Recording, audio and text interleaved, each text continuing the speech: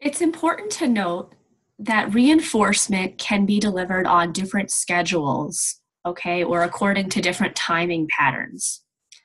Now, here is a graph from your textbook showing you the different schedules of reinforcement that are possible and how quickly the number of responses or behaviors increase.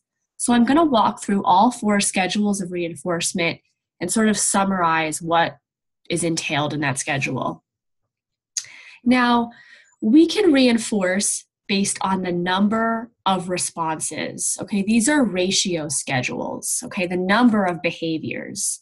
So if a rat is pressing a lever, we can reinforce based on the number of times that that lever is pressed. Now, that number can be fixed. So for every 5 lever presses, this rat will receive a food pellet. Okay, from trial to trial, every 5 lever presses, that rat will receive a pellet of food, or that number can be variable or somewhat unpredictable. So maybe on the first trial, the rat has to press the lever 5 times in order to receive a pellet.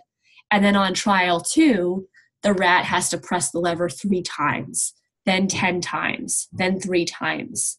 The main idea with ratio schedules is that a certain number of behaviors is required to receive the reinforcement, and that number of behaviors can be fixed. Okay, it can be the same from trial to trial, or it can be variable. It can change from trial to trial. Now, you'll see that both of these schedules are highly effective at increasing behavior over time. Now, we can also reinforce behavior based on time. Okay, so this has nothing to do with the amount of behaviors. It has to do with the amount of time that goes on in between each trial. Now, a fixed interval schedule means that reinforcement occurs at a fixed timing. So every 30 seconds, for instance, a reward becomes available. So it doesn't matter how many times the organism presses that lever, only one reward or one reinforcement is available every 30 seconds. Okay, this is a fixed interval schedule. Okay, 30 seconds must pass, or maybe it's 5 seconds on each trial. Okay, the time stays the same from trial to trial, and reinforcement occurs on a fixed interval schedule. Now, here's a variable interval schedule.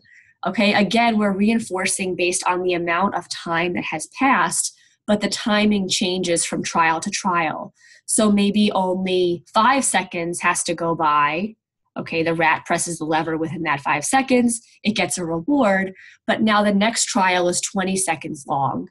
So it doesn't matter how many times the rat is pressing the lever, okay, as long as it does it once in that 20 seconds, it gets a reinforcement. Okay, so these are time-based schedules. We can reinforce based on a fixed amount of time, or we can reinforce based on a variable amount of time. Now you can see that ratio schedules, okay, reinforcing based on the number of behaviors that occur, tend to be more effective at increasing behavior more rapidly than time-based schedules.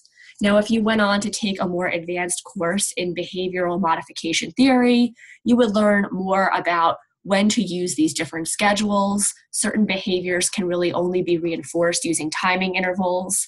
Other types of behaviors lend themselves well to ratio schedules. But the key takeaway point from my video here is that reinforcement can be administered on different schedules.